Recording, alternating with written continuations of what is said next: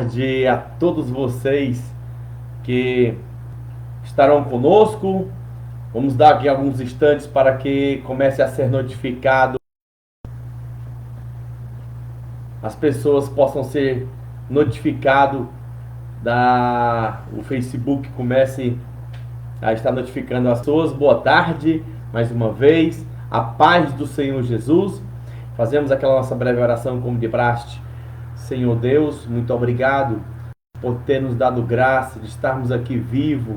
Ó Senhor, se tu misericordioso para conosco, que a tua palavra sirva de alicerce, edificação, fortalecimento a todos nós. Nos ensine, nos ajude a abandonar os nossos pecados e saber mais a tua vontade. Amém. Que a todos vocês que estão conosco, eu estou deveras muito satisfeito, sabe? Você não sabe o quanto está me deixando feliz, entusiasmado, o número de pessoas que têm adentrado, né, fazer parte da nossa sala, Brilhantes Discipulando de Jesus. São muitas as pessoas que têm aceitado o nosso convite. Eu parabenizo você que está tendo essa força de vontade, essa dedicação de estar procurando aprender mais a palavra de Deus, está procurando mais conhecer os Escritos de Jesus. E esta sala surgiu para isto, né? Esta sala surgiu justamente com o intuito de ensinar a você novo convertido, a você que não tem tanto tempo de estar lendo a palavra de Deus.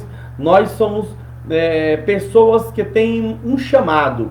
Esse chamado é para apresentar a palavra de Deus. Eu tenho uma novidade, né? Já que eu tive uma aula no domingo, né? Que a gente não pôde estar transmitindo, eu acabei proporcionando, vou fazer alguns links, umas reels, para poder falar dos evangelhos e do Novo Testamento. É uma mensagem bem rápida, sobre uma síntese bem rápida sobre o evangelho de João, Mateus, Marcos e Lucas, certo? Vou aqui mostrar para você. Este é o evangelho de Mateus, tá? Mateus, Marcos, ok? E nós temos também o evangelho de Lucas e João. Lucas, ok? E temos também o evangelho de João, tá? E nós temos os outros 27 evangelhos, epístolas, os outros escritos, né? Epístolas, cartas paulinas, onde nós vamos estar transmitindo em algumas reels uma mensagenzinha. Boa tarde, Valdemar, a paz, a graça e paz seja conosco. Então, isso é um dos intuitos que começam a nascer nesta sala, sempre dinamizando, procurando trazer mais conhecimento, mais crescimento e implementando, né? Mas de uma forma didática, de uma forma esclarecedora, para que a gente possa estar transmitindo e conhecer mais alguns detalhes. Por exemplo, vamos aqui, o Evangelho de Mateus, né? O Evangelho de Mateus, ele tem 28 capítulos, né? O nome dele significa dom de Deus. O autor foi Mateus. Então, são detalhes. Quem foi ele? Filho de Alfeu, era publicano, ou cobrador de impostos, antes de sua conversão, a convite de Jesus. Então, são coisas assim. O Evangelho de Marcos tem 16 capítulos, né? O autor foi Marcos. Nós temos aqui o Evangelho de Lucas, 24 capítulos. O nome significa luminoso. certo? E o Evangelho de João, em 21 capítulos. O seu nome significa Deus perdoa. Uma curiosidade, caso você não tenha ouvido, que os 4 evangelhos, eles são citados no profeta Ezequiel. Lá no profeta Ezequiel, capítulo 1, versículo 5 ao 6, é citado sobre os 4 animais, 4 seres viventes que estão perante o trono. Eles têm 4 asas. Então, um tem um rosto de leão, o outro rosto de homem, outro rosto de boi e outro de uma águia, simbolizando assim os 4 evangelhos. O rosto do leão, nós temos o evangelho de Mateus, que foi escrito propriamente destinado aos judeus. Ele é o rosto do leão. O rosto do boi, nós temos o evangelho de Marcos, tá? Aonde ele fala propriamente para o povo que são os gentios, tá? O evangelho que tem o rosto do homem, temos o evangelho de Lucas, aonde ele fala propriamente o evangelho para os gregos. E por fim a águia, simbolizando assim aquele animal que voa e toma muito espaço nos ares e vai embora. É o evangelho de João, que ele é tido como o evangelho universal. Os evangelhos sinóticos são os 3 evangelhos que têm histórias semelhantes, tá? Vale ressaltar que os evangelhos, viu? Presta atenção. Isso aqui é importante que eu vou dizer. Eu falei com uma pessoa sobre o período, né, que foi escrito os evangelhos. Por exemplo, o evangelho de Marcos, ele foi no ano 65 e 70 depois de Cristo. O evangelho de Lucas já é no ano 70 a 80 depois de Cristo. O evangelho de Mateus no ano 70 a 80, e o evangelho de Lucas, né, que é na metade do 1º século, no ano 50. Veja bem, são datas distintas.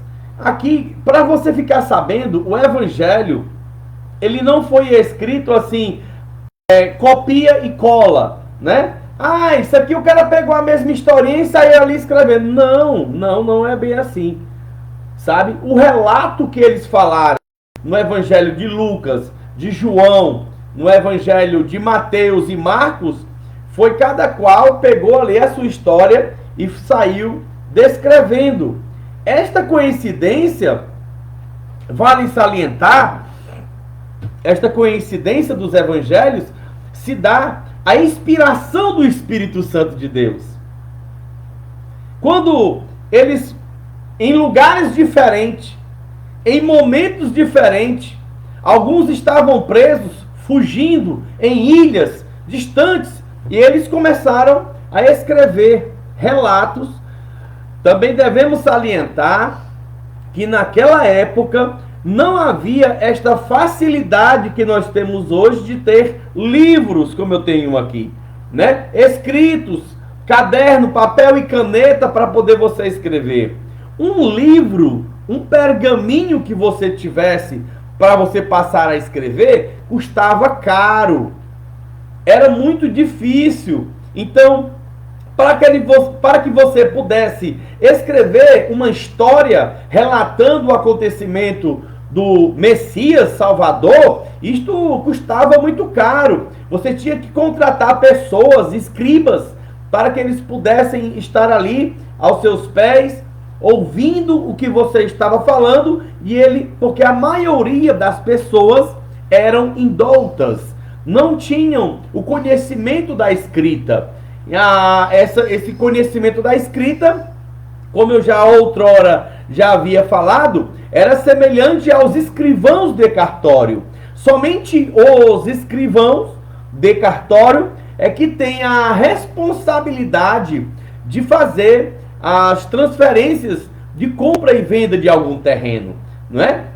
Então, da mesma maneira, naquele período, somente quem poderia estar fazendo algum registro de alguma história, de fatos, né, verídicos, seriam os escribas, pessoas que tinham uma grande capacidade. Eles não falavam só um idioma, tá? Muitos deles falavam em torno de 5 ou mais idiomas, para que eles pudessem ter conhecimento de várias traduções e palavras das línguas árabe, grega, né, hebraica. Então havia essa necessidade de ter uma pessoa que pudesse estar escrevendo aquilo. São épocas diferentes, momentos e lugares diferentes, e eles falaram uma mesma história sobre Jesus Cristo Salvador. Um falou sobre um cego que foi curado, o outro contou a mesma história, o outro contou a história de um aleijado, de um cego Bartimeu que clamava gritando: Jesus, filho de Davi, tem misericórdia de mim.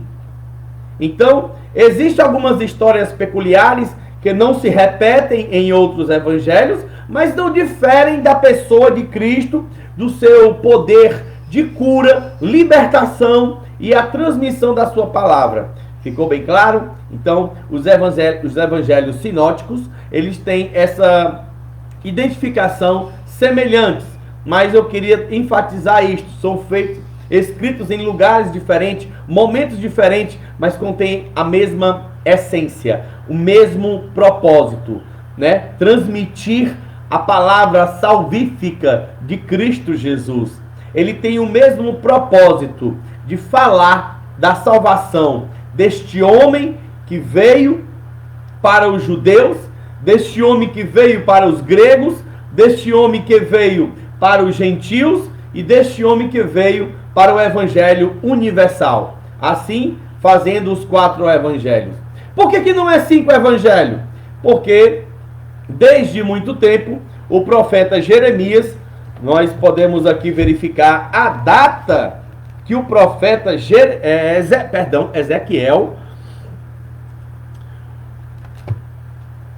Ezequiel, capítulo 1.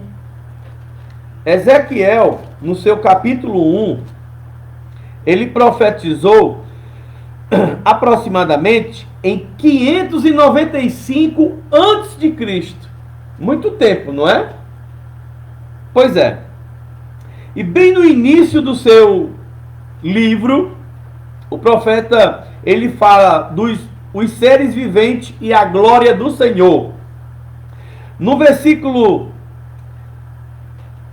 5, no versículo 4, 5 e 6 diz assim: olhei e vi um vento tempestuoso que vinha do norte, e uma grande nuvem, com um fogo que emitia labaredas de contínuo, e um resplendor ao redor dela. O cetro do fogo tinha a aparência do brilho de âmbar. Âmbar, para quem não sabe que cor é esta, é um tipo de marrom brilhoso. E no meio do fogo saía a semelhança de 4 seres viventes. Olha, isso é típico, uma semelhança, tá? Ele descreveu aquilo que ele estava vendo. Este era a sua aparência. Tinha a semelhança de um homem, e cada um tinha 4 rostos, como também cada um deles 4 asas. As suas pernas eram direitas, e a planta dos seus pés como plantas de um bezerro, e luziam como o brilho de um bronze polido. Bronze polido é semelhante à cor de ouro, né? Semelhante a isto.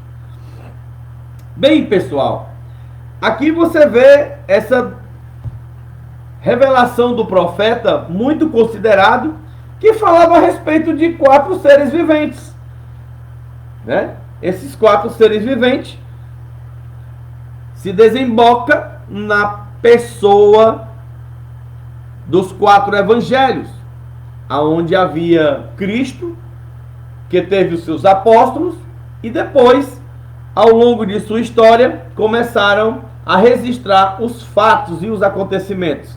Salvo Lucas, que não era apóstolo, e ele foi o que mais registrou os acontecimentos da vida pública de Jesus. Ele tanto escreveu o Evangelho de Lucas, que traz por autoria o seu próprio nome, como também Atos dos Apóstolos. Lucas, para quem não sabe quem era, ele era médico, né? Médico, escrivão, e também ele era um discípulo de Paulo.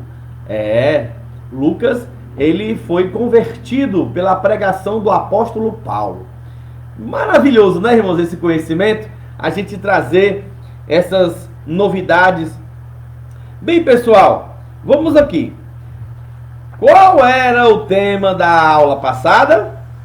Vamos aqui dar, se alguém sabe.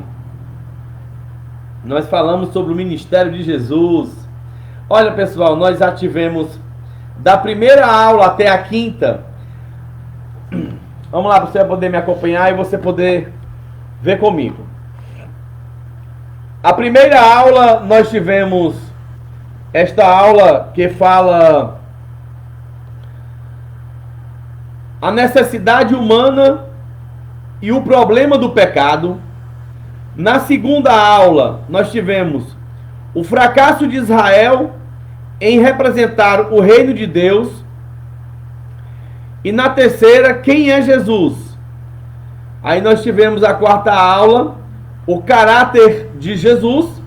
Na quinta aula, o ministério de Jesus.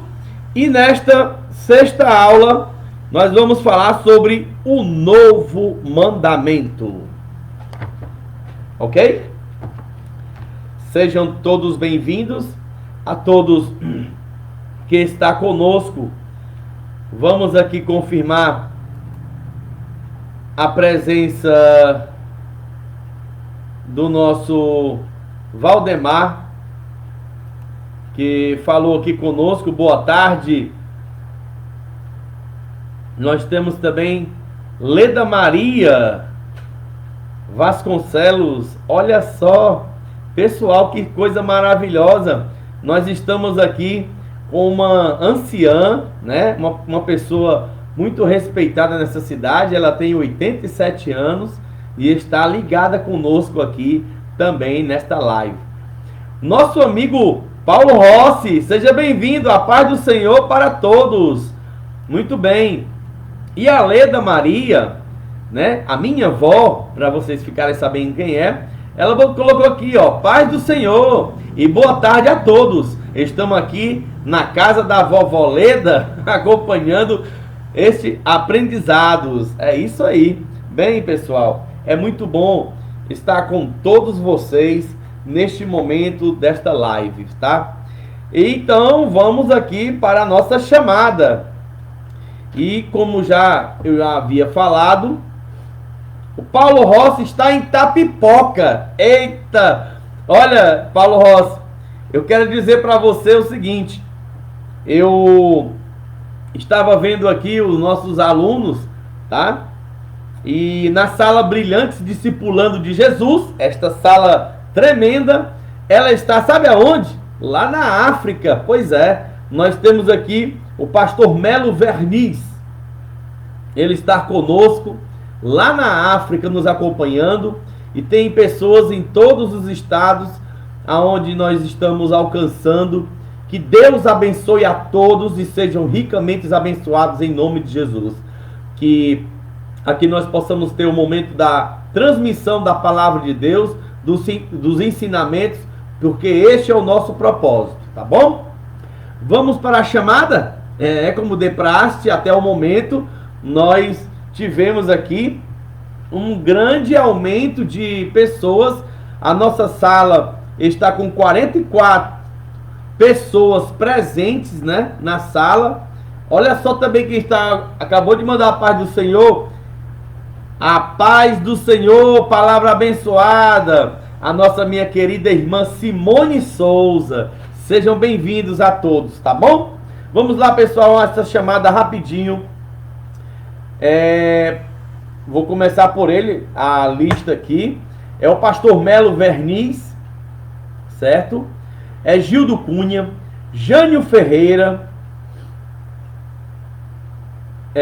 Giliardi Carlos, Francisco Wagner Estevam, Catiane Monteiro, Francilene Gomes, Verlene Mendes, Luiz Carlos Cordeiro, Willami Marques, Mibenésio Neves, Wagner Souza, Joseli de Souza Silva, Bruno Ricardo, Alexandre Souza, Polimata, Valdemar Inexplicável, Victor Emanuel, Valdir Souza, Nádia Cristina, Janilson Gomes, Gilson Moreira, Francisco Velton de Souza, Ana Cristiane Alves, Ivonete Silva, Jorge Liz Hanna, Zé Cunha, Lucas Prado, Matheus Gabriel, é outro Matheus Gabriel, Gerardo Mota, Carlos Sacomani, Francisco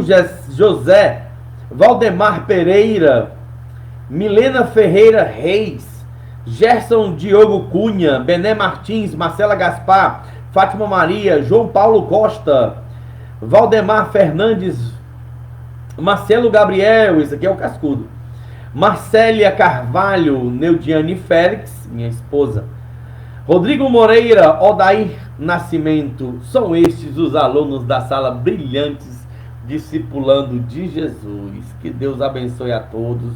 A cada momento nós possamos estar sendo ricamente abençoados em nome de Jesus. Bem, pessoal, a gente acaba puxando um assunto e começa a falar, né? E a gente fica naquela ansiedade da palavra que acaba não tendo fim. Vamos lá, vamos começar a nossa lição de número 6. O mandamento o novo mandamento, tá bom? É de muito importante a gente sempre estar, se você tem uma Bíblia na mão, para nos acompanhar em alguma leitura. A principal leitura é esta leitura inicial. O nosso texto bíblico em classe se encontra no Evangelho de Marcos, capítulo 12, versículo do 28 ao 34.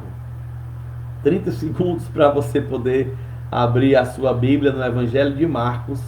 É o terceiro livro do Novo, é o segundo livro do Novo Testamento. Mateus, Marcos, capítulo 12, do versículo 28 ao 34, que diz assim: aproximou-se dele um dos escribas que tinha ouvido disputar, e sabendo que lhes tinha respondido bem, perguntou-lhe: qual é o primeiro de todos os mandamentos? E Jesus respondeu-lhe: o primeiro de todos os mandamentos é: ouve, Israel, o Senhor nosso Deus é o único Senhor. Amarás, pois, o Senhor teu Deus de todo o teu coração, de toda a tua alma e de todo o teu entendimento e de todas as tuas forças. Este é o primeiro mandamento. E o segundo, semelhante a este, é: amarás o teu próximo como a ti mesmo. E não há outro mandamento maior do que este. E o escriba lhe disse: muito bem, mestre, com verdade disseste que há um só Deus e que não há outro além dele, e que amá-lo de todo o coração, e de todo o entendimento, e de toda a alma, e de todas as forças, e amarás o teu próximo como a si mesmo, é mais do que todos os holocaustos e sacrifícios. E Jesus, vendo que havia respondido sabiamente, disse-lhe: não estás longe do reino de Deus. E já ninguém ousava perguntar mais nada. Jesus foi muito interrogado por esse tipo de pessoas. Caso você não saiba, existe uma expressão para os judeus que é o Shema. Shema Israel Adonai Eloheinu Adonai Ershad. Quer dizer, ouve, ó Israel, o Senhor nosso Deus é o único Senhor. Então esse é o dito Shema Israel. Ouve, ó Israel.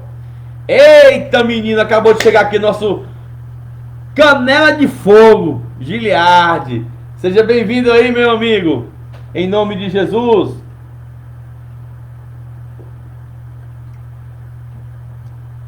Irmã Sede, hein? Bem, vamos lá. Vamos começar. Então, como eu estava explicando, né? Sobre o Shema.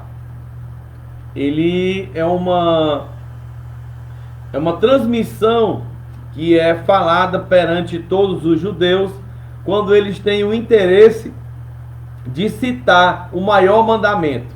Então o maior mandamento começa com Shema. Ouve Israel, o Senhor nosso Deus é o único Senhor. Quer dizer, nós só adoramos a um só Deus. Nós não temos 2, 3, 4, né? Nós só temos um só Deus. Somente o teu Deus adorarás e só a ele servirás. E você vê que esse mandamento ele é muito forte, né? Porque você vê que quem falou isso aqui foi o próprio mestre da lei, que veio fazer essa pergunta a Jesus sobre qual é o maior mandamento. Então, quando Jesus vem a responder, né, sobre o maior mandamento, ele fala sobre a adoração com toda a sua força, de toda a tua alma, de todo o teu coração, de todo o teu entendimento. Este é o primeiro mandamento. Essa dedicação que nós fazemos em procurar agradar a Deus, em conhecer ao Senhor. Eu me lembro de quantas vezes a gente faz tanto esforço para ir para uma festa, né? De quanta dedicação, junta dinheiro para comprar roupa, para poder ter um perfume, para poder sair, para poder ir para uma festa. E coisas que duram tão rápido. Foi ontem à noite, passou. Talvez muitas pessoas tiveram momentos de tristeza, tiveram decepções, outros prejuízos. Tudo pelo momento que você se ansiou ter uma alegria e passou vergonha. Mas eu te digo uma coisa: se você observar a palavra de Deus e ver que é o Shema, o maior mandamento, é você se dedicar as suas forças a Deus. E você procurar se sair deste mundo tão corrompido e para poder servir ao Senhor, você vai ser muito mais abençoado, você vai ser muito mais feliz. Porque o mundo passa e a sua concupiscência também. Certa vez eu falei aqui a palavra concupiscência e algumas pessoas não sabem o que significa a palavra concupiscência. Concupiscência quer dizer desejo concedido o tempo inteiro. É um desejo ambicioso, é um desejo que a tua carne sente. Podia muito bem a Bíblia dizer lá, né? Desejo. Mas esta palavra concupiscência, você não tem a Deus. Eu tenho concupiscência para Deus, um desejo de Deus, não. As expressões são diferentes. Então a palavra concupiscência, ela se denota as coisas do mundo para com o prazer da carne. A soberba da vida, o desejo dos olhos, o desejo da carne. A carne tem fome, a carne tem desejo sexual, a carne tem... ela olha e quer ter uma roupa nova, um perfume bom, né? E a soberba da vida, quer sempre ser mais alto que o outro, se achar que é mais do que a outra pessoa. Isto é concupiscência do mundo, e o mundo passa, e a sua concupiscência também. Mas aquele que faz a vontade de Deus permanece para sempre. Estamos só começando, viu? Hoje nós vamos ter uma aula abençoada, desculpa, em nome de Jesus. Introdução. Desde que pecou, apartando-se do Criador, a humanidade degenerou-se em seus relacionamentos, tanto com Deus quanto entre si, ou seja, com o semelhante, a fim de que a raça humana não provocasse sua própria destruição. Vindo por isso até se extinguir, o Criador dotou de um senso mínimo do certo e o errado. Todavia, por causa do pecado, até mesmo tal senso que é bom tornou-se ruim. Tal pode ser visto em Gênesis 4:15. Vamos ver o que está escrito em Gênesis 4:15. O Senhor, porém, lhe disse: portanto, qualquer que matar a Caim vai ser vingado 7 vezes. E pôs o Senhor um sinal em Caim, para que não se ferisse quem quer que o encontrasse. Desculpa. Veja bem.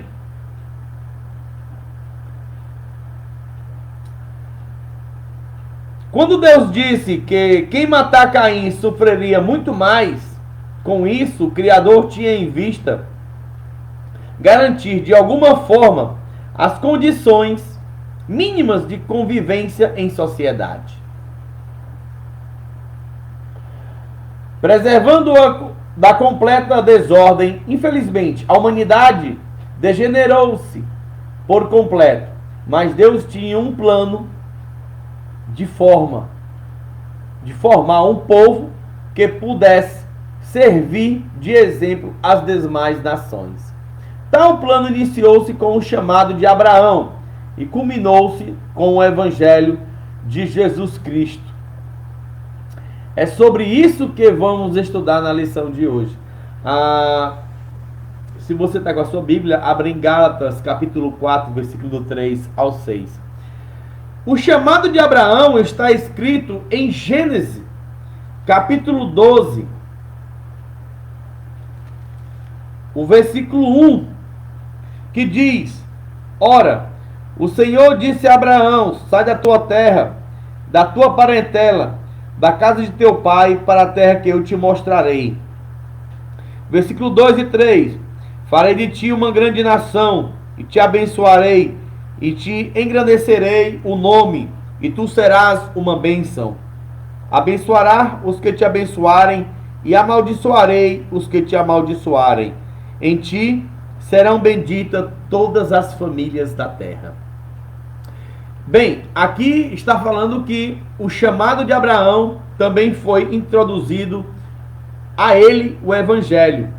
Onde é que está escrito isso? Lá em Gálatas. Você já abriu aí? Que eu pedi para você abrir no Evangelho de Gálatas.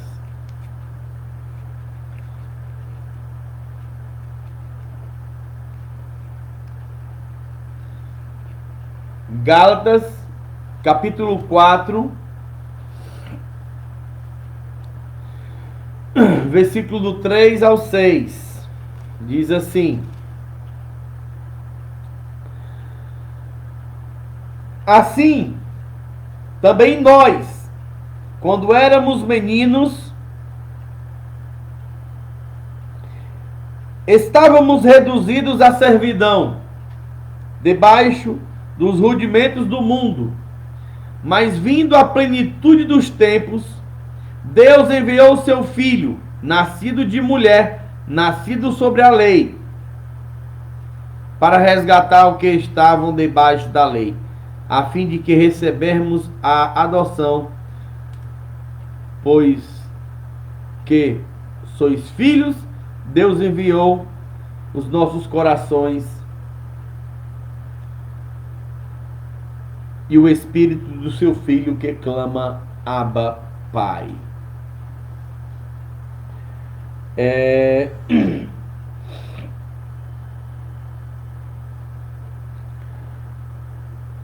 Nós temos uma passagem bíblica que fala sobre o primeiro evangelho, a quem foi pregado o primeiro evangelho.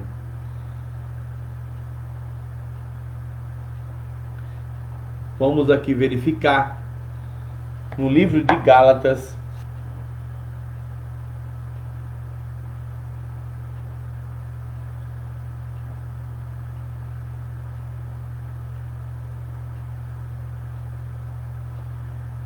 versículo 3.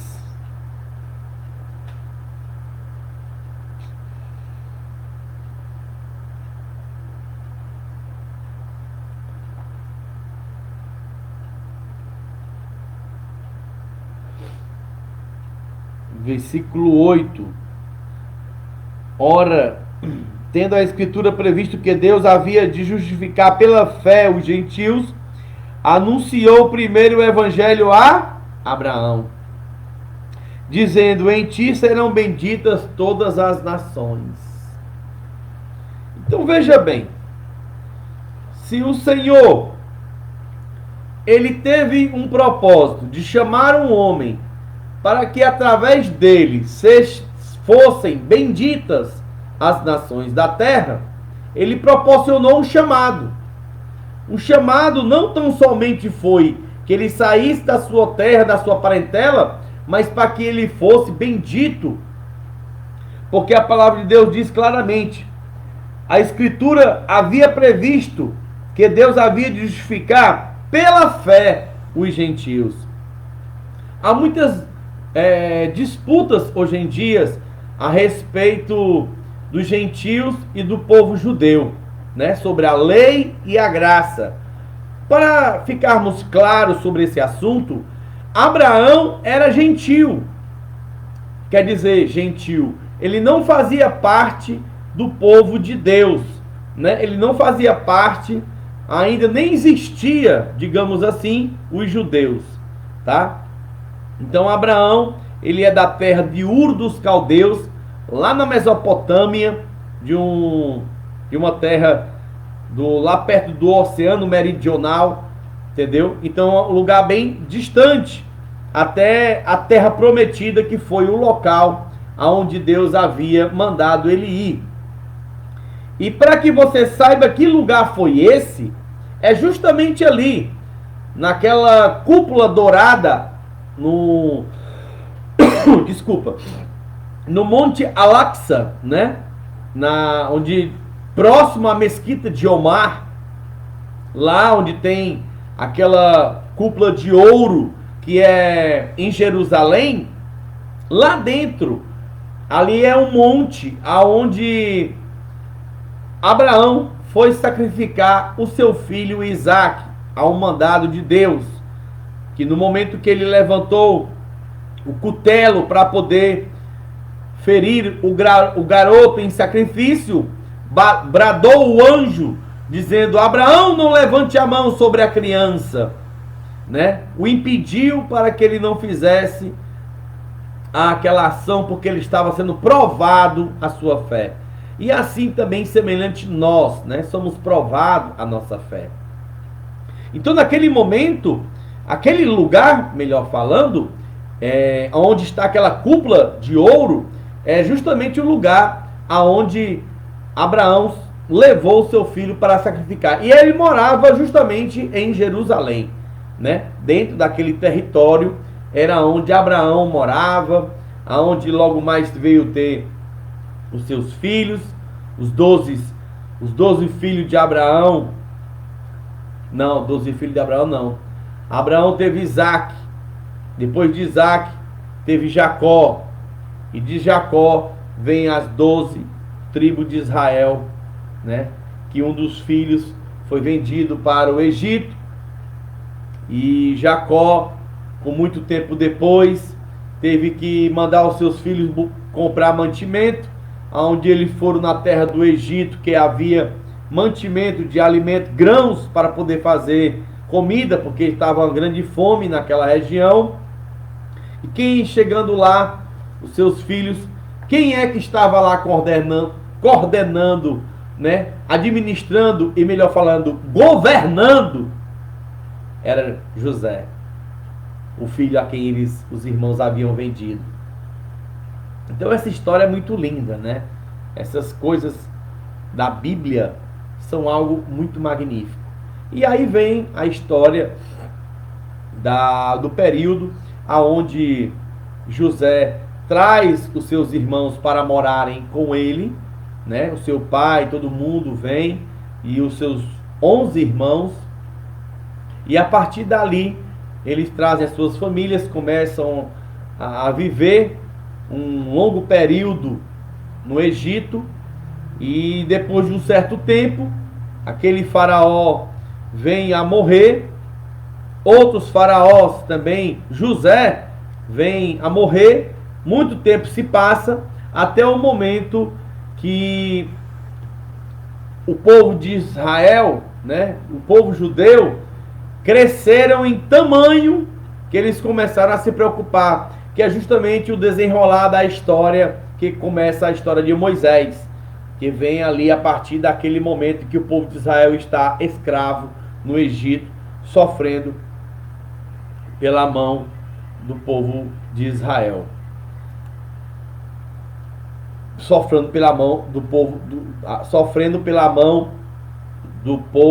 do Egito, a mão de Faraó, aonde Deus levanta Moisés para libertar o povo, peregrinar, passar pela travessia do Mar Vermelho, peregrinar os 40 anos no deserto, até chegar à terra prometida novamente, né, a qual o Senhor prometeu.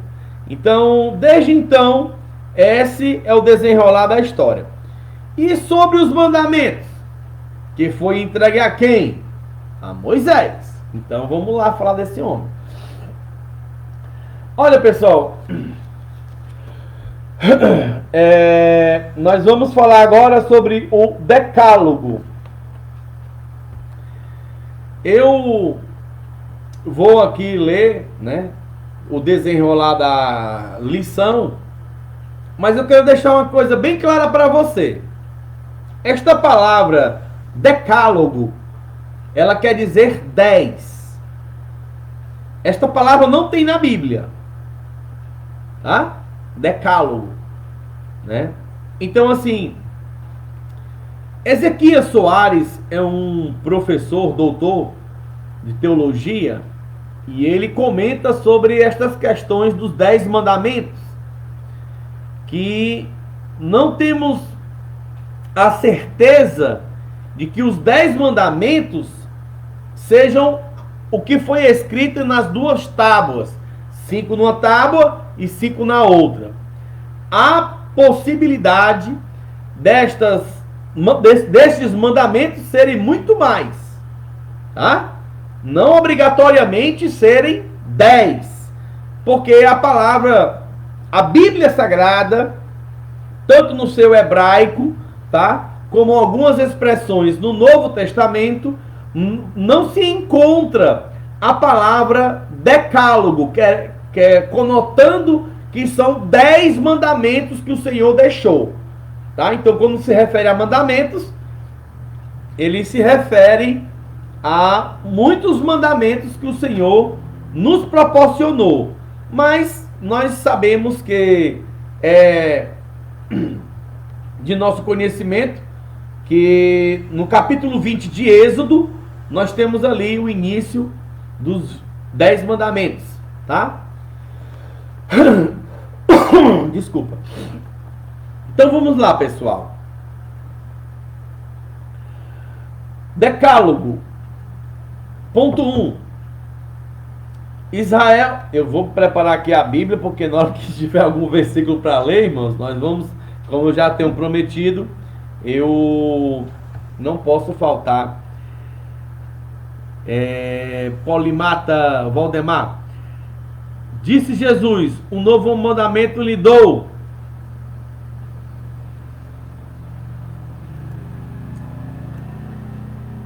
Lhe dou, ame uns aos outros, como eu vos amei. Vocês devem amar uns aos outros. Com isso todos saberão que vocês são meus discípulos, se vocês amarem uns aos outros. O Evangelho. Quem não ama não conhece a Deus, porque Deus é amor. Nós vamos falar isso, essa passagem está aqui escrito, irmão Valdemar. Filhinhos, não amemos de boca nem de palavra, mas em ação e em verdade. Eu gosto muito de falar essa passagem, também nós vamos citar aqui também. Muito obrigado pela colaboração, nosso amado irmão Valdemar, e sobre a passagem bíblica que ele falou aqui, que é o capítulo 3 de Gálatas, eu li, né? 3 e 8, capítulo 3, versículo 8 de Gálatas. Bem, vamos lá. Israel e a promessa abraâmica. Após a completa corrupção da humanidade, Deus, em sua soberania, chamou Abraão e lhe fez uma promessa. Abraão, sai da tua terra, da tua parentela e vai, né, para a terra que eu te mostrarei. O propósito divino era, como já estudamos em lições anteriores, abençoar a humanidade inteira através de uma nação modelo. Esse povo que serviria como exemplo foi chamado no Egito, olha aí, ó, viu? Durante um período de 430 anos. Eu falei, eu não disse a data, mas 430 anos desde José, que chamou seu pai Jacó com seus irmãos e suas famílias para morarem no Egito, porque a fome era grande. Foi justamente dentro daquele período das 7 vacas magras. E aí quando eles vieram, 430 anos depois, o povo se multiplicou, cresceu. E aí Faraó começou a oprimir o povo, porque eles eram inúmeros,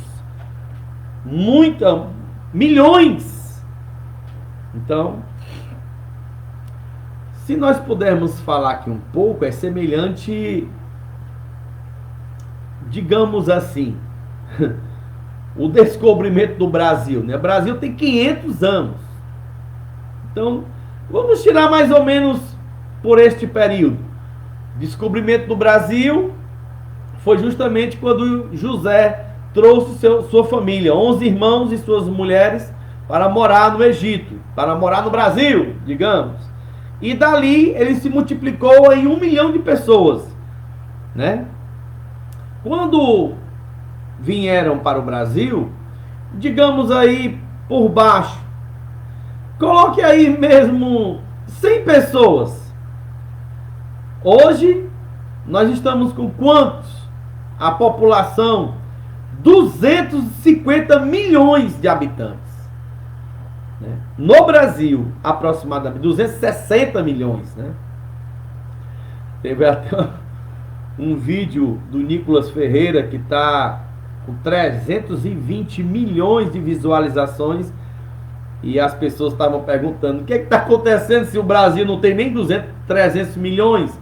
É porque tem pessoas que estão assistindo 2 vezes o vídeo, né? Aí chegou a esse número. Mas realmente foi um dado alarmante. Bem, vamos lá. Então, quer dizer, Se 430 anos se passaram, e dali saiu para ocupar a terra que o Criador prometera a Abraão, em Êxodo 12, a qual eu li aqui. Sai da tua terra, da tua parentela, e vai para a terra que eu te mostrarei, e lá eu te abençoarei, tu serás uma grande nação. Tal promessa era a única instrução que os filhos de Israel possuíam.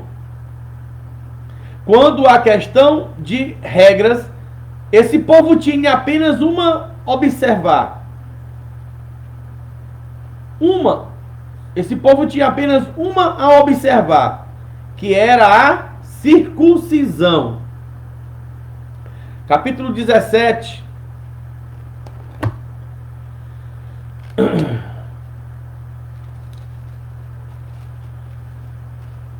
Versículo do 9 ao 14. Que era: Disse mais Deus a Abraão: quanto a ti, guarda a minha aliança, tu e a tua descendência depois de ti, nas suas gerações. Esta é a minha aliança, que guarda entre mim e vós, e a tua descendência depois de ti. Todo macho entre vós será circuncidado. Deus fez uma aliança com Abraão, para que toda criança, macho, fosse circuncidado. Ok? E mesmo essa prática não fora obedecida durante o período da peregrinação de Israel no deserto. Josué 5:5. Está escrito em Josué capítulo 5, versículo 5. Já em Josué, que foi o sucessor de Moisés. Lá aconteceu um evento onde os soldados tiveram que ser circuncidados para que pudessem ir para a batalha. Porque eles tinham um medo de que Israel juntasse um exército, fosse para a batalha e perdesse, porque eles não estavam cumprindo a aliança que fez com Abraão, tá?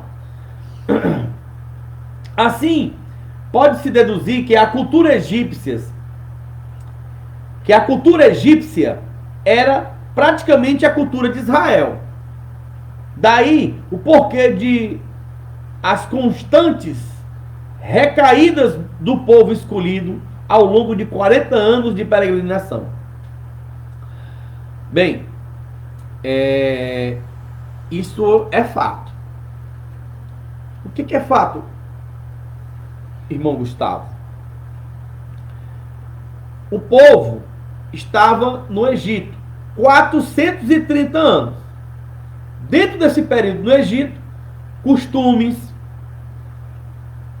maneiras de se comportar, era tudo egípcias. Certo? A promessa que Deus fez a Abraão deixou de ser cumprida. Então, quando o povo de Israel saiu do Egito e peregrinou 40 anos, eles tiveram várias recaídas no deserto. Eu até, por motivo de brincadeira, muitas vezes, eu chego, a minha esposa faz um almoço, né? Muito bom, feijão, arroz, macarrão, legumes, alguma mistura, e eu chego e olha assim, diz: tu só fizeste esse miserável feijão? Aí ela já sabe, ela acha graça. Nós aqui em casa temos uma auxiliar do lar que nos auxilia, ela também já sabe, ela olha assim, sabe? E aí eu expliquei a primeira vez que ela ouviu, né? Ela ficou surpresa: miserável feijão, essa miserável comida. Aí eu pergunto: como é que você se sentiu, hein? Quando eu falei essa miserável comida, né? É a mesma coisa de dizer assim: essa porcaria de comida, né? Essa miserável comida. Aí ela disse: oh, muito chato, né? Você dizer a gente fazer uma comida com tanto amor e você dizer assim, ai, só tem isso, essa miserável comida? Pois é, o que aconteceu, para que vocês saibam, é que o povo de Israel chegou a um ponto em que Deus mandava o manar do céu e o povo chegou e dizer para Moisés: Moisés, nós estamos cansados desse miserável pão. Nós estamos com saudade das cebolas, dos temperos do Egito. Nós queremos comer carne. Uma carnezinha temperada, assada. Nós estamos cansados dessa comida, dessa miserável comida. Esta miserável comida tinha a providência de Deus, a presença de Deus, a paz, a comunhão. A diferença de você ter uma bonança para que você tenha uma vida sossegada e quieta é quando você tem uma dedicação única e exclusiva para Deus.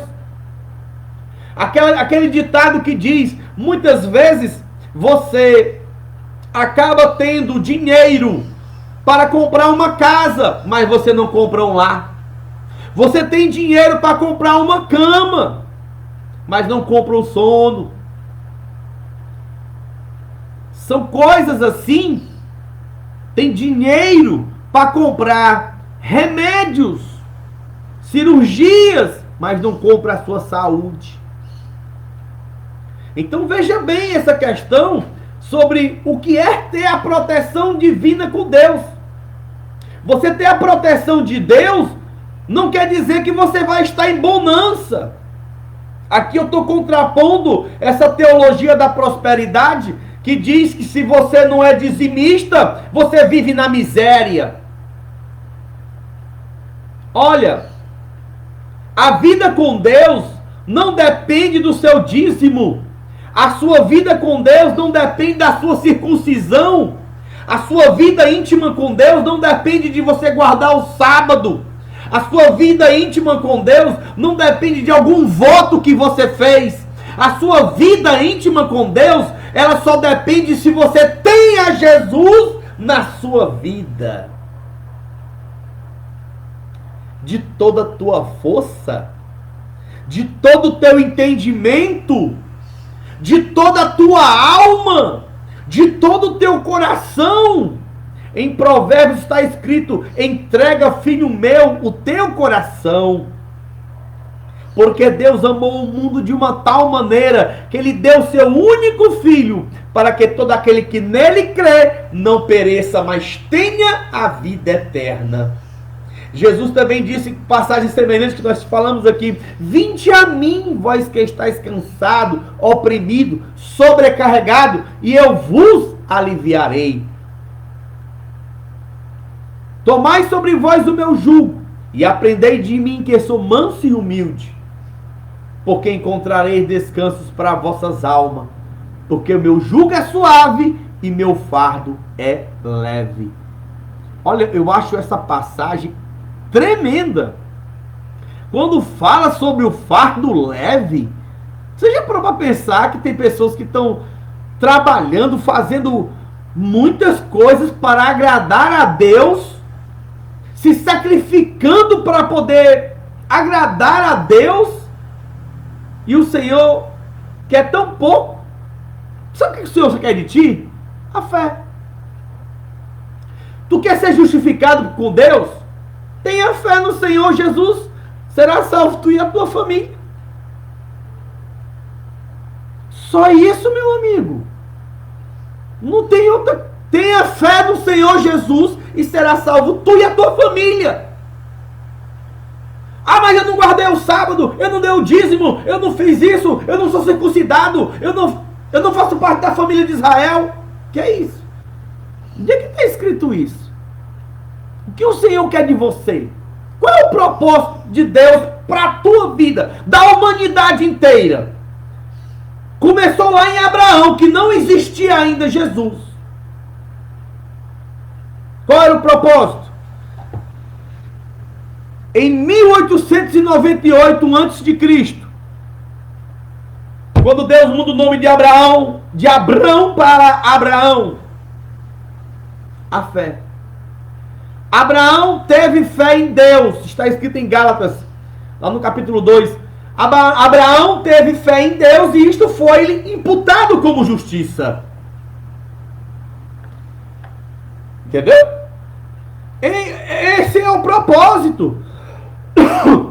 Você não pode ficar à mercê de mercenários. Infelizmente nós estamos rodeados de mercenários que querem mercantilizar a igreja, o povo de Deus, vendendo a fé, vendendo as obras, vendendo a comunhão. E não é bem assim. A palavra de Deus não nos ensina desta maneira. Veja bem, quando Martinho Lutero começou a se prontificar contra algumas atitudes da Igreja Católica, é porque ela não estava seguindo alguns parâmetros bíblicos. Por isso que ele falou sobre sola scriptura, somente as escrituras. Em latim essa expressão. Veja bem, e o que o Senhor mais deseja? É a fé. Em Hebreus capítulo 11, versículo 1 está escrito: a fé é o firme fundamento das coisas que não se veem, mas se espera. É o firme fundamento. Quando a Igreja Católica começou a vender as indulgências para que você pudesse receber perdão, era vendido para que você pudesse ser salvo, você e sua família começaram a vender indulgências. Você caminhava os degraus de joelho, subindo lá na Basílica de São Pedro, né? Você pagava para poder fazer aquele ato, era reduzido o período no purgatório e muitas outras práticas semelhantes a isto. Você vê, tem as aberrações, como havia o leite da Virgem Maria, a pluma do Espírito Santo, a pena do Espírito Santo, em você poder ver a cabeça de João Batista. Havia tantas cabeças que se juntasse, havia mais de 300 João Batista.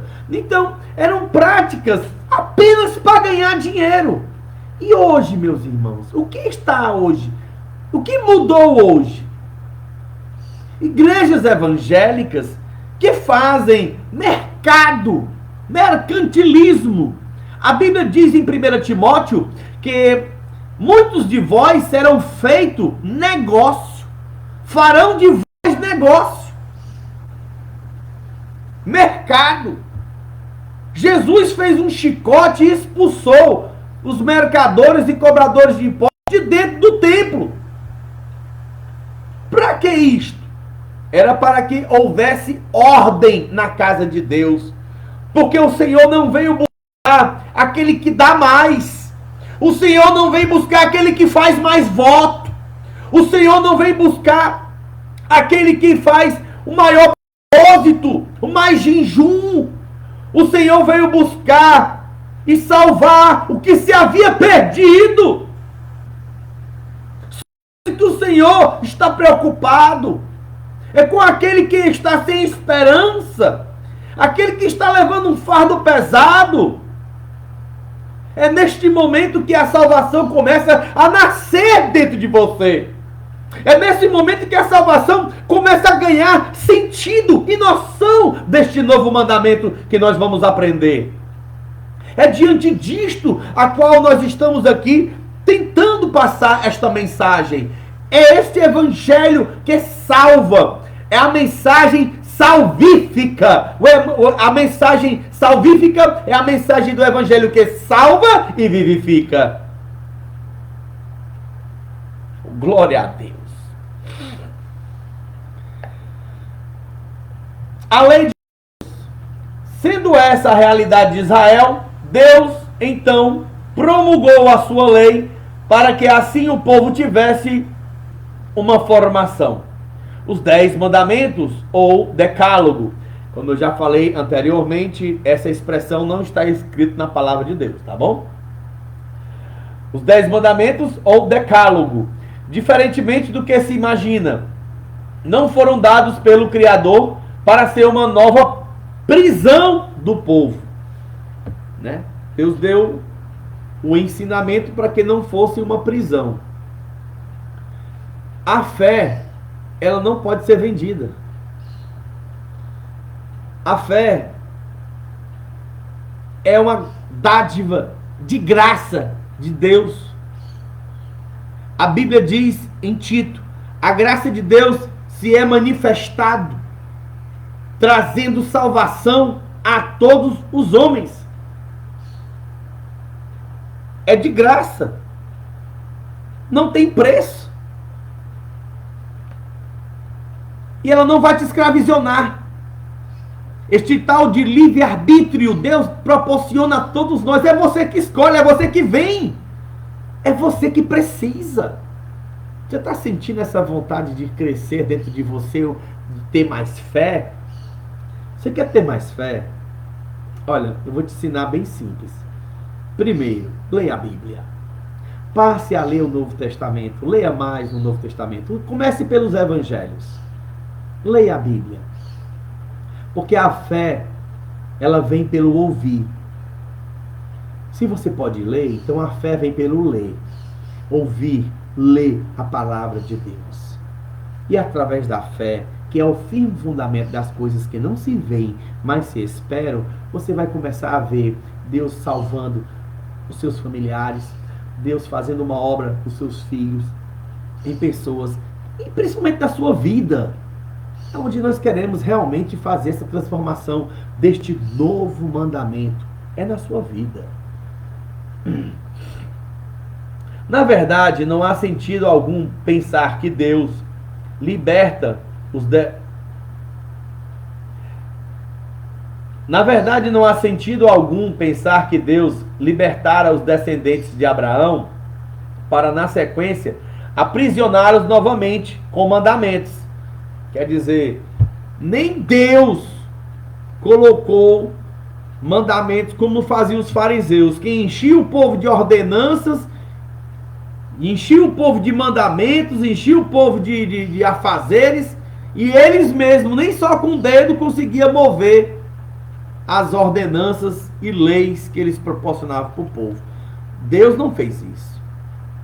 Deus não colocou fardos pesados e difíceis que você não conseguiria suportar em praticá-los. Primeiro que a maior prática de salvação é a fé. Porque a Bíblia diz que o justo viverá da fé. Eita, que essa mensagem aqui está batendo forte aqui um bocado de coisa, viu?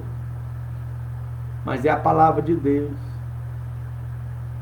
E se quiserem trancar minha boca, ela está aberta, a palavra de Deus, para ser pregada em todo o mundo.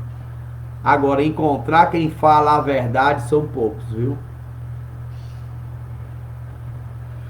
Na realidade, como se pode ver no prólogo, na introdução dos 10 mandamentos, diz assim: eu sou o Senhor teu Deus, que te tirei da terra do Egito, da casa da servidão. Eles tinham a finalidade de garantir o processo de libertação do povo. Não apenas tirando-os do Egito, geograficamente falando, né? Mas também tirando do Egito culturalmente, falando deles. Quer dizer, não era só o propósito de Deus haver ter tirado o pessoal do Egito. É tirar o Egito deles, porque eles continuavam falando do Egito. Da mesma maneira, não é só você sair do mundo, é o mundo sair de você. Não adianta você se vestir como uma crente, uma cristã, de vestes compridas, o homem se vestir de paletó e tudo, se dentro de você ainda tem o mundo. Não adianta. É assim, não é que seja melhor, mas é mais conveniente você andar normal, porém com a transformação na sua vida. Porque a verdadeira transformação é aquela que vem de dentro para fora. E ela transforma O caráter molda a personalidade.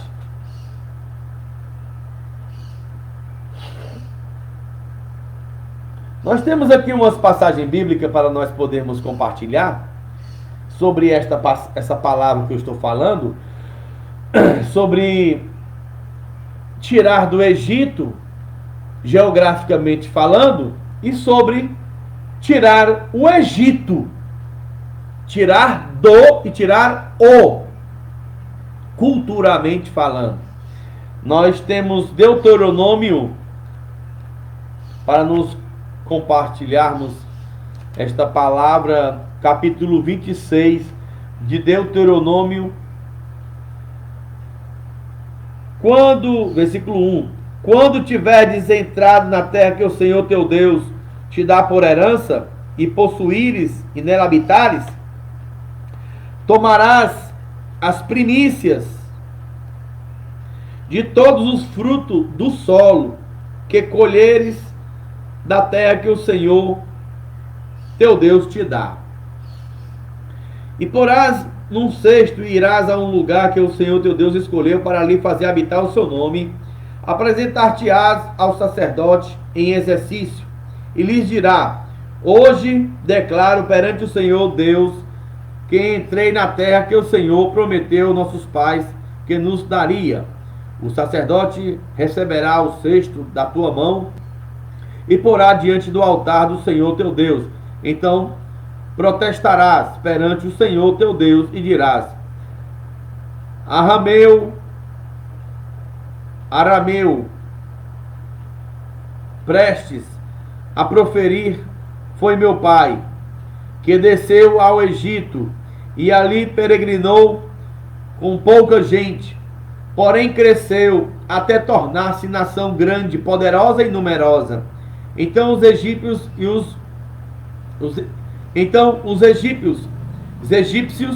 nos maltrataram e nos afligiram, impondo sobre nós dura escravidão. Então clamamos ao Senhor Deus de nossos pais, e o Senhor ouviu nossa voz e atentou para a nossa miséria, para o nosso trabalho e para a nossa opressão.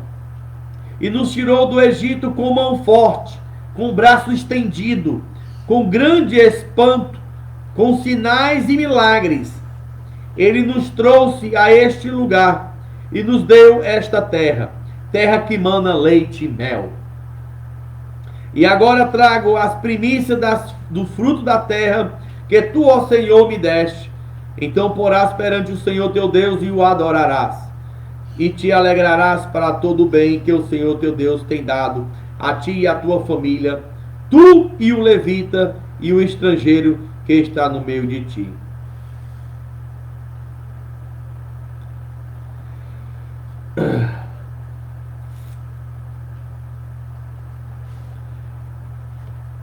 E nós também temos aqui no capítulo 32,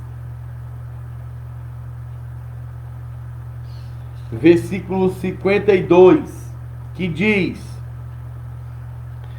pelo que verás a terra diante de ti, porém não entrarás nela, na terra que te dou a teus filhos de Israel.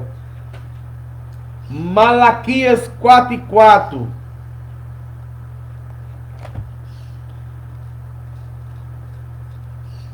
Malaquias.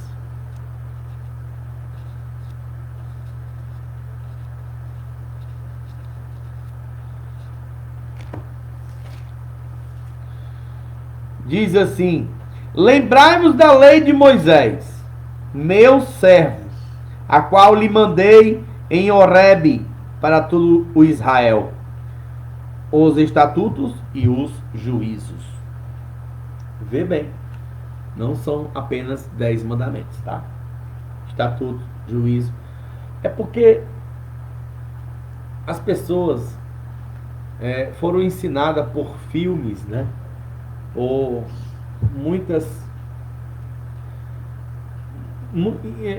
muito ensinado por filmes que são 10 mandamentos. As igrejas proporcionaram isso sem uma explanação arqueológica de achados de outras nações, de outros povos que não existem mais, como as escritas cuneiformes dos acadianos, né? Tábuas bem pequenas, né?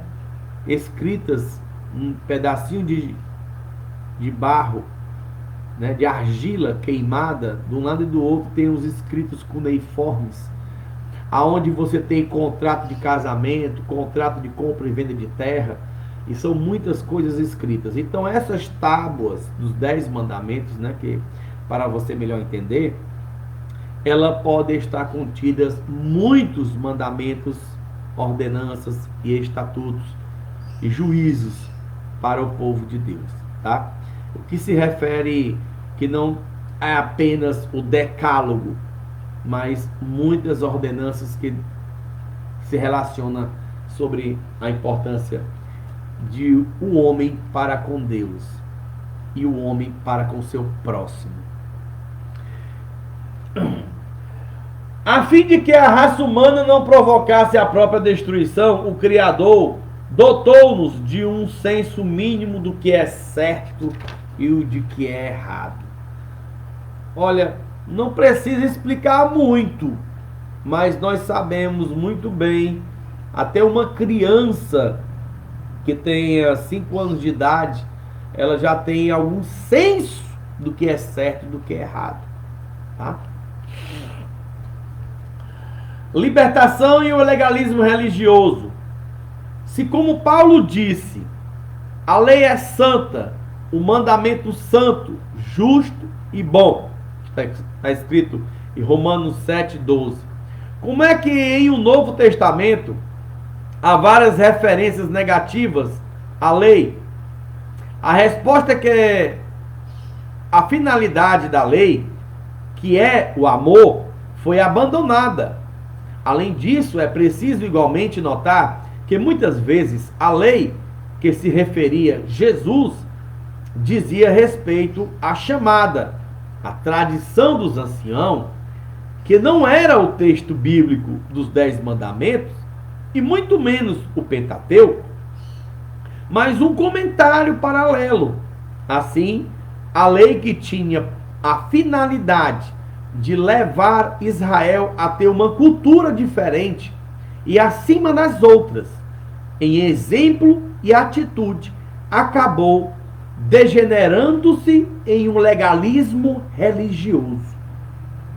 Isto é, a falsa ideia de que é possível salvarmos-nos por nossos próprios atos de justiça, praticando a observar preceitos religiosos, algo que Paulo reprovava terminantemente, mesmo porque o homem não é justificado pelas obras da lei, mas pela fé em Jesus Cristo. Portanto, pelas obras da lei, nenhuma carne será justificada. Gálatas capítulo 2, versículo 16. Da libertação passou-se ao legalismo, retornando ao aprisionamento. Mateus 23, do capítulo 1 ao 37. Vamos ver o que é que está escrito.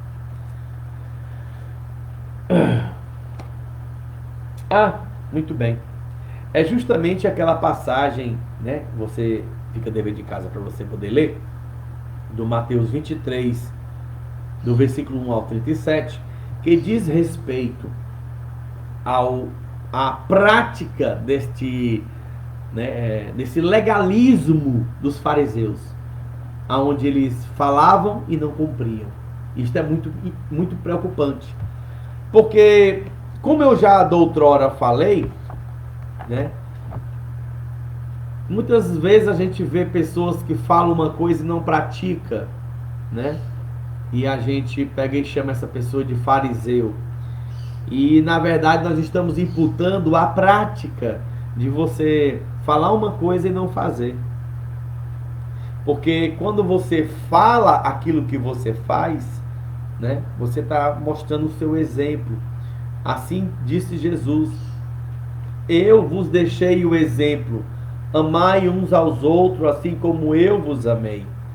Como é que você, como aqui a mensagem, que eu estou aqui olhando para ela agora, que nosso amado amigo Valdemar falou, como é que você pode dizer que ama teu próximo? Diz só de boca, só de palavra, e não de atitude e ação. Lá na epístola de Tiago, está escrito que chegou umas pessoas pedindo esmola, comida, né? E a Bíblia diz que na casa dessa pessoa havia na despensa comida. E ele olhou e disse: ó, Deus te abençoe e te dê condição. Sabendo que ele tinha comida.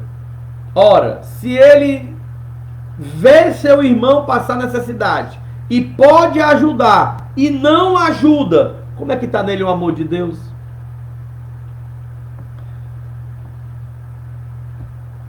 Vem cá, pessoal.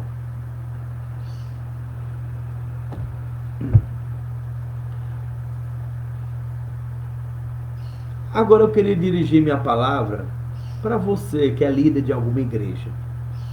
Me responde uma coisa. Você acha que o povo é besta, é? Você que está tomando conta de uma igreja. E a tua igreja muitas das vezes tem um irmão que está com a luz cortada, precisando de uma cesta. Não é para ficar dando o tempo todo não, mas presta atenção. Está precisando de uma cesta básica, de uma ajuda. A igreja não tem nenhuma ação social dentro da igreja. E tu tá andando de carro novo de 250 mil, rapaz. É com você mesmo que eu estou falando. Será que você acha que você engana quem? Acha que o povo não estão vendo isso? Você começou lá de baixo e agora está lá em cima. Tu não te satisfaria com um carro mais simples, não? Tem que andar com carro de luxo, é? Uma igreja que surgiu agora, tu só prega dinheiro, tu exige o povo que dê o dízimo, que dê a oferta, para tu andar de luxo, é? E o dinheiro que é da casa do Senhor, não é para que haja mantimento na casa do Senhor, não. Muitas das vezes a casa do Senhor está precisando de ajudar essas pessoas. Pessoas que estão passando necessidade. Às vezes tem uma senhora, uma viúva, que a religião pura e imaculada para com Deus é esta. Ajudar o órfão, a viúva, que está sem um gás. Não tem como cozinhar mais. Não tem arroz, não tem um mantimento, não tem um remédio, uma luz. Não, mas isso daí é para ela se virar, né? Ela tem que apenas dar o dízimo dela. Você pensa que as pessoas não veem isso não, é? Deus vai te cobrar. Vai. A gente deve ser sim ofertante, trazer nossas ofertas, dízimos para a casa do Senhor, mas não é obrigação não. Assim como você coloca isto como obrigação na casa de Deus, muitas pessoas proporcionam isso, voto, campanha, faz óleo ungido, água ungida, objeto santificado, para poder fazer ofertas, para levantar a oferta da casa de Deus. Deus também vai te cobrar para tu ajudar o que é dele. Porque Jesus nunca foi de levantar muitas ofertas, não. O Senhor sempre proporcionou você que tem condição de ajudar o que não tem.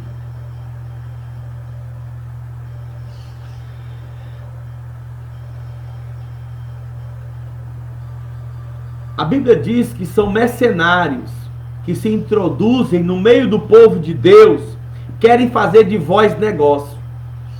Mas a igreja verdadeira, o povo de verdade, está se levantando nesses últimos dias. É neste momento que o Senhor, nos últimos dias, vai levantar um povo seu, especial, zeloso e de boas obras. E não pense que você está enganando o povo. Você não está enganando o povo, não. Até pode enganar muita gente, mas você não está enganando a Deus. E Deus vai te cobrar. Amanhã, daqui um tempo, quando você se deparar com decepções, com deparar com contas, com a malha da Receita Federal te cobrando, fechando a porta da tua igreja, não vai culpar o diabo não, viu? Porque você só pensou no teu bel prazer e se esqueceu do teu próximo, se esqueceu do membro da tua igreja que está passando uma necessidade, que precisa dessas ajudas assistenciais, da assistência social básica que poucas igrejas têm, porque a maioria só se preocupa com dízimo, com oferta, com levantamento de campanha, e é muita oração, é manifestação de demônio, mas o ensino da palavra de Deus, que é o crescimento da vida do crente, da vida das pessoas, não tem a libertação pela palavra. Conhecereis a verdade, e a verdade vos libertará. O que é a verdade? Jesus disse, a minha palavra é a verdade. Pessoal, nesse momento, nós paramos. Olha só, nós vamos aqui ainda entrar no tópico 2, tá bom? Os 2 grandes mandamentos, ame a Deus e ao próximo. Então, assim, essa sexta aula, vamos fazer o seguinte, pessoal. Vamos fazer esta sexta aula em 2 etapas, tá? Essa é a primeira aula, nós já passamos aqui do tempo, não temos mais como continuar. E eu vou me comprometer nesta semana, até o máximo quarta-feira, eu estar transmitindo a parte 2 desta sexta aula. Porque se eu for continuar vai dar 3 horas, vai ficar cansativo e você não tem condição de ficar 3 horas assistindo uma live, né? Então, que Deus abençoe a todos. Eu vou estar avisando para você que está conosco na nossa sala, desta nossa segunda aula, parte B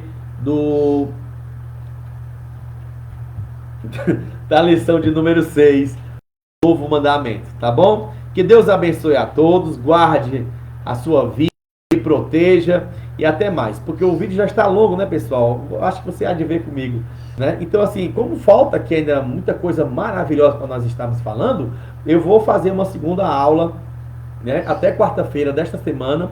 Hoje é 19 de janeiro, então até no máximo dia 22, nós estamos aqui fazendo a parte B, no meio da semana mesmo, tá bom? Para a gente iniciar no próximo domingo a 7ª aula. Que Deus abençoe a todos, te guarde, te proteja e seja ricamente abençoado. Shalom Adonai a todos. Tá bom, pessoal? Eu tenho certeza que você está sendo ricamente abençoado. Continue convidando as pessoas, né, que possam passar a conhecer. Olha, vem conhecer essa sala no Facebook, né? A sala Brilhantes Discipulando de Jesus. Que Deus abençoe a você em nome de Jesus. No próximo domingo eu tenho uma surpresa para todos os que são alunos, tá bom? É um desafio que é um certificado. Vou preparar para que nós, quando estivermos terminando essa lição, eu quero mandar para sua casa, tá bom? Um envelope, um certificado bonito, com seu nome, que você foi participante das aulas dessa nosso primeiro ciclo, tá bom? Que Deus abençoe a todos, sejam ricamente abençoados em nome de Jesus.